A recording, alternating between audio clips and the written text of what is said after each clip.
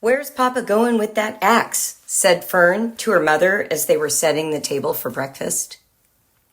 Did you know that that's called an opening hook? What's a hook? You have any idea? When I think of a hook, I think of this, like I can grab something and yank it in a certain direction. When I read this passage, it yanks me. Where is it yanking you? What are you thinking of?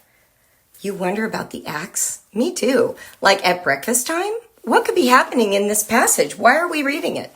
I also notice that there is a girl named Fern. I keep thinking about that word, fern. I immediately picture a plant. Isn't that funny? Do you know what a fern looks like? And I think about her mom. They're talking about Papa. Why didn't she just ask Papa where that axe was going? Another thing that I noticed is that there are these little curves in the air on the passage. Can you see those? When you're reading a book, you kind of want to know when somebody's talking or when the author is just writing the story. And so one of the things that I notice in this passage is that there are some little curve marks at the beginning and the end of this one sentence. Can you count how many curves there are? Yeah, let's see. 1, 2, 3, 4, 5. Wait a minute. I thought there would only be 4. Oh, I see. Did you notice that there is a curve inside of a word? Okay, these are all marks that help you understand what's happening in that sentence. So for instance, these double curves, we call them quotation marks. This little single curve, it has a fancy name. It's called an apostrophe. And they do different things in the sentence. So let's talk about it. Another day, another discussion. You know that passage we did yesterday?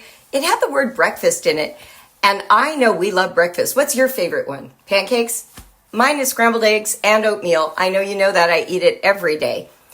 Here's a funny thing about the word breakfast. It has 2 words in one. Can you put your finger over the first half of the word and what do you see? Fast? That's right, fast. Imagine fast. Oh, quick. Doing something quickly. Is that what we mean here? Okay, how now? Cover fast. And what do we see? We see the word break. What is a break? A break is time off. It's breaking a cup because you threw it on the floor. What is it in this context? So the word fast can mean going quickly. You're totally right about that. But there's another use you might not know about. If I say I am fasting, it means I'm going without eating. How much food do you eat between bedtime and when you wake up in the morning? None? Right, unless you wake up and you need a drink of water, but typically we don't eat in the middle of the night. So in the morning, when we get up, we have been fasting all night. And when we eat our oatmeal or our pancakes, you know what we're doing? We're breaking the fast. That's where the word breakfast comes from. One mom said to me last week that she tried the dart for the first time this summer with her son. They did 2 different darts, and she was floored that these were the kinds of conversations that they had. She talked about books in ways they have never discussed them before. Her son was so fired up, he ended up reading 800 pages of chapter books as a result. And he would come and talk to her about a semicolon or a use of alliteration because now he was looking. Now he was engaged in reading the book with his comprehension on high alert.